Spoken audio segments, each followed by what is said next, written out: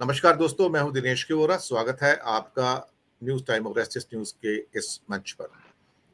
दोस्तों, हम आज जिस विषय पर बात करने जा रहे हैं वो है डेमोक्रेसी एट क्रॉसरोड्स। यानी कि भारत में सत्ता सिमट रही है सिर्फ एक हाथ में या दो हाथों में। जैसे बिजनेस एक या दो हाथों में सिमट कर रह गया, सत्ता भी एक या दो हाथों में सिमट कर रह गई है। ऐसा लगता है कि सत्ता का पूरा केंद्र सिर्फ एक जगह है, जिसे प्राइम मिनिस्टर हाउस कहते हैं। हर निर्णय वहां से होता है। सत्यपाल मलिक जी ने अपने एक इंटरव्यू में कहा था कि उनको राष्ट्रपति जी से मिलना था और उसका अनुमोदन प्रधानमंत्री के घर से हो रहा था। तो आप समझ सकते हैं कि ये जो सत्ता का जो केंद्रीयकरण है उसकी क्या सीमा हो सकती है। जब पूरे भारत का संचालन सिर्फ एक पीएमओ से हो और बाकी जितने मंत्रीगण हैं या मंत्री परिषद है या फिर बाकी जो संस्थाएं हैं जिनका कोई स्थान नहीं रह जाता है, तो ये हमारी डेमोक्रेसी के लिए एक बहुत बड़ा खतरा है। हालांकि बीच बीच में एक रोशनी की किरण आती है, चंद्रचूड़ साहब, या कभी कभार कोई ऐसा जजमेंट आता है जो हमारी आशा की किरणों को पुनर्जीवित कर देता है। लेकिन जिस हिसाब से सत्ता का केंद्रीकरण हुआ है वो वास्तव में ही डराने वाला है। विशेष रूप से जो पावर्स खास तौर से एलजीज को और गवर्नर्स को या बाकी लोगों को दी गई हैं, और जिस ढंग से वो सिंगल इंजन की सरकारों के अंदर इंटरफेयर करते हैं, जिसके ऊपर सारी बहस छिड़ी हुई है, वो भी भारत की लोकतांत्रिक प्रगति में बहुत बड़ी बाधा है। जब नड्डा जैसा व्यक्ति ये कहते हैं कि आपको मोदी जी का आशीर्वाद प्राप्त तभी होगा जब यहाँ डबल इंजन की सरकार होगी, नहीं तो आप वंचित रह जाओगे आशीर्वाद से। तो ये कहने की कोशिश की जा रही है कि जो सिंगल इंजन की सरकारें हैं उन्हें शायद भारत में रहने का अधिकार नहीं है। जब सत्ता का इतना ध्रुवीकरण हो जाए, इतना केंद्रीकरण हो जाए कि जहां बाकी जो सत्ता के केंद्र हैं वो अपने जो फेडरल स्ट्रक्चर या फेडरल कैरेक्टर होता है हमारे लोकतंत्र के अंदर, उसको धूमिल कर दे, तो डर लगता है कि आने वाले दिन कैसे होंगे।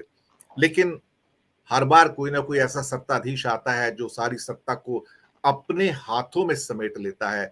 लेकिन फिर अगर चुनाव होते रहे तो आशा की किरण बनती है कि नहीं, अभी लोग फिर से बाहर निकलेंगे, अपने रोष और आक्रोश को अपने वोटों के सहारे जाहिर करेंगे।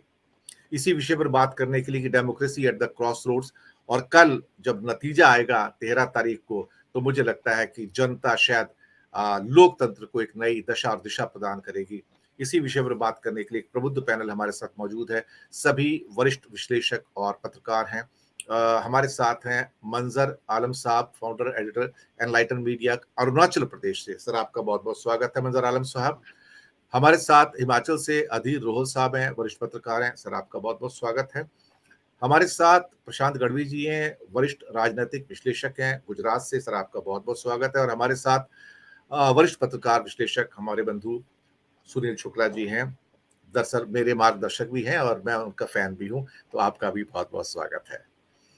सबसे पहले मैं मंजर आलम साहब आपसे आता हूं। आप भारत के उस सुदूर क्या कहते हैं कि शहर से आते हैं जहां तक कई बार अधिकतर भारतीयों की सोच भी नहीं जाती है, ईटानगर यानी कि अरुणाचल प्रदेश। मंजर आलम साहब, जो भारत में इस समय सत्ता का केंद्रीयकरण हो रहा है, लोकतंत्र वास्तव में एक चौराहे पर खड़ा है कि कहां जाएगा यहां से।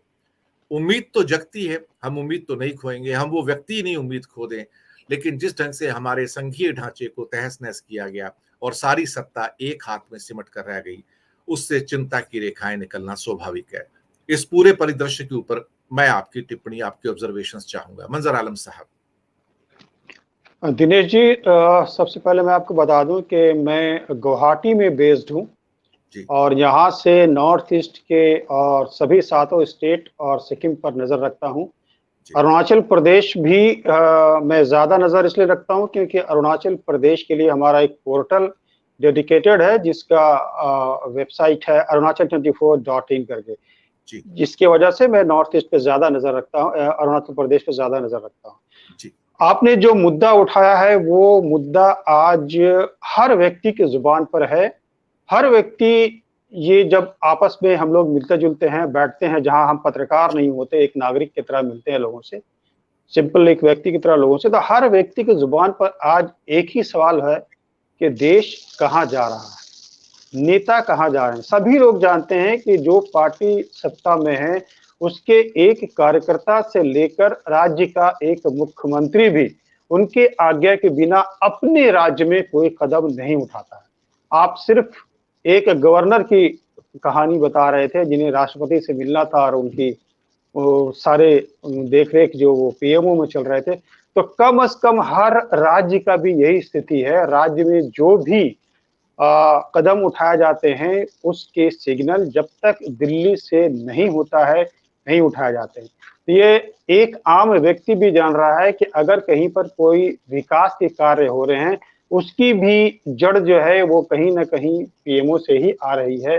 कहीं पर अगर कुछ प्रदर्शन हो रहा है, तो उसकी भी नज़र पीएमओ की होती है, लेकिन वे उनके ऊपर में डिपेंड करता है कि वो उस पर रिएक्ट करें या ना करें। जिस तरह से अभी मणिपुर में जो कुछ हुआ, वो आप लोगों ने देखा।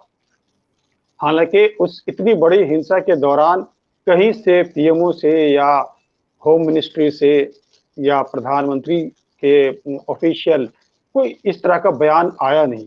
तो आज हर व्यक्ति की ज़ुबान पर ये है कि बस सब कुछ एक इशारा पे ही पूरा देश चल रहा है, एक व्यक्ति के इशारा जी। पे। एक खबर आई है मंजर आलम साहब, आज के Times of India Bombay edition में, अंदर के पेजेस में है, वो जानबूझ के ऐसी खबरें हैं जहां पर एक क्रिश्चियन एसोसिएशन है जिन्होंने काफी रोष व्यक्त किया है। टाइम्स ऑफ इंडिया में आई है तो मैं समझ के चलता हूं कि ऑथेंटिकेटेड होगी, मैं ये समझ के चलता हूं कि कुछ तो उन्होंने वेरीफाई किया होगा, जहां पर उन्होंने बताया कि नागा कुकी ट्राइबल्स जितने मणिपुर में हैं वो सारे के सारे मोस्टली क्रिश्चियंस हैं, और उन्होंने ये यहाँ पर इस खबर में कहते हैं कि काफी बड़ी संख्या में चर्चेस को वहां नुकसान पहुंचा है, बड़ा नुकसान पहुंचा है। क्या ये खबर वास्तव में सही है जिसके ऊपर इतना रोष व्यक्त किया गया क्रिश्चियन एसोसिएशन के द्वारा? ये खबर बाहर नहीं आई नहीं, है। ये खबर सही है। जी, ये खबर सही है, लेकिन ये कहना कि सिर्फ क्रिश्चियन के ऊपर में या चर्चेस पे अटैक हुए हैं, ये सही नहीं होगा। अटैक दोनों तरफ से और दोनों ही लोगों पर हुए हैं। चर्चेस भी जलाए गए हैं, इसमें कोई गलत बात नहीं है, बिल्कुल सही है। बहुत सारे फुटेज और वीडियोस भी हम लोगों के पास में आए हैं, देखे हैं। लेकिन दोनों तरफ बराबर की आग लगी है, दोनों तरफ से ही लोगों ने अटैक किए हैं एक दूसरे के ऊपर, और जान माल की नुकसान जो है दोनों तरफ हो। अगर कोई भी ये कहता है कि सिर्फ मेरे ऊपर अटैक हुआ है, मेरे घर जलाए गए हैं, उसके नहीं जलाए गए, तो मेरे ख्याल से ये गलत होगा। लेकिन जो ये खबर जो है कि चर्चेस जलाए गए हैं, वो अपने आप में सही खबर है, चर्चेस जलाए गए हैं। जी, बहुत शुक्रिया आपका कि आपने इस खबर को ऑथेंटिकेट किया, क्योंकि ये क्रिश्चियन एसोसिएशन की ओर से, जहां बहुत सारे पादरी वगैरह भी थे,